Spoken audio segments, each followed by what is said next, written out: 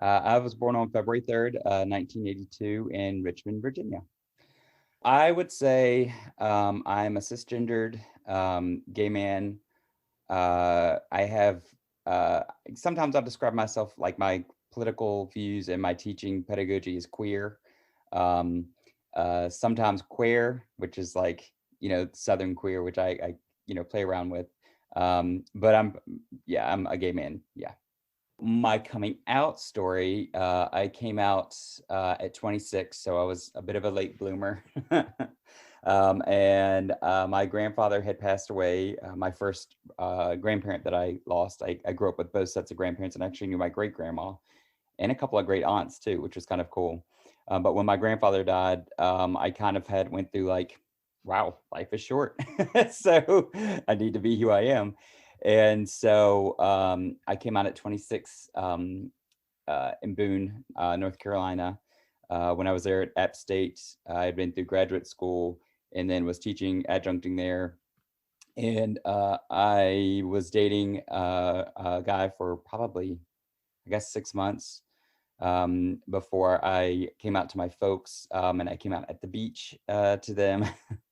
And I'll never forget my sister. We were like, having drinks at the beach or whatever. My sister brought me a drink with a pink straw, and I'm like, really? A pink straw, which is really kind of funny because of, ideas of gender and all that stuff, which is ridiculous. But I came out to my folks.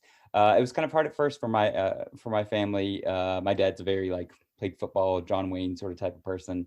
And my mom, they both struggled with it. And I think, still it's not like the saying goes, when you come out, you put your parents in the closet.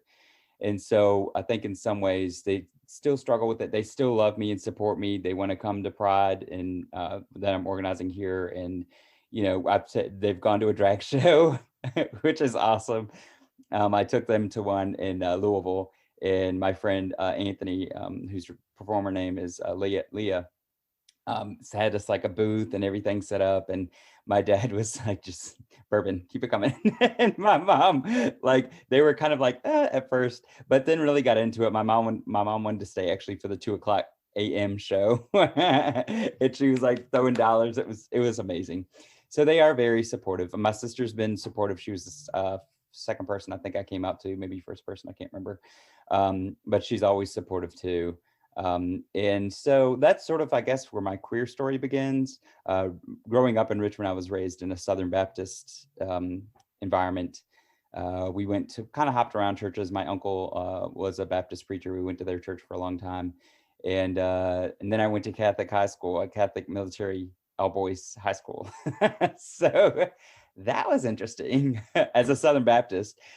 During high school, I had, a girlfriend, but I really had no idea of who I was. I just kind of, I was busy. When I got to college, I'm like, oh my God, all this free time. It was a, JROTC program. I ran all 4 years of track. I did rifle team. I had like no time to myself. So I really couldn't figure out who I was until college. I went to James Madison University for 4 years and then got my graduate degree at Appalachian State and got my PhD at Louisville. Was in Indiana for 2 years, and now I'm at Western. Yeah, all of those have been great experiences. I'm so happy. I've learned so much in all of those places, and established myself as a queer person, I think, in all of those places as well too. Um, yeah, so that's sort of where my coming out story begins. Growing up in Richmond, like I love Richmond, Virginia, and it'll always be, where I grew up and home. But I've always felt a certain draw to the mountains. When I went to JMU, I felt drawn there and got really connected there, and actually was a member of the Moose Lodge there too at like 21 years old. It was really hilarious. It's like this, when you get sworn in or whatever, it's like, I'm 40 years old and I work at the plant and I have 3 kids. And it was like me, and I'm like 21. I'm a junior at JMU. So I was always drawn there, and I took Appalachian Studies course in Appalachian literature there as well. So when I got into Boone, I just totally was drawn into the region and just felt at home there. And Boone is kind of, and you hear this from people who live there, it's like a magical place. Like, people often say the boomerang, people move to Asheville and then move back to Boone. But that didn't quite work for me. Yeah. But yeah, I've always just felt drawn there. I went to Louisville. Louisville was great. I really missed the mountains. I had like really plugged into the Louisville queer culture there too. Worked with the archive there. And then Indiana, just, I lived with my partner, which was the best part, I think, that we were together. But it was just, it's Mike Pence country. It's like cows and cornfields. And the university was great. Indiana University East was amazing. Um, and I had a great support structure there and made great friends. But there was just, it never felt like home.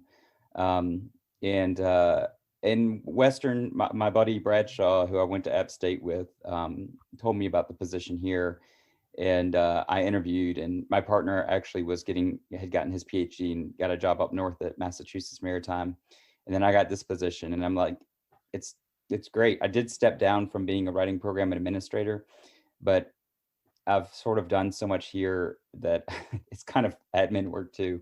But it's been really, really great here. In fact, during my job interview, my I was my department chair. We were, interviewing and stuff, and I was like, "Yeah, this is pretty much my dream job." And he was like, "Yeah, you shouldn't say that when you interview." He's like, "You just lost all bargaining with me." But yeah, I'm not gonna. I'll stay here till I retire. Honestly, like it's just so great. I love it here.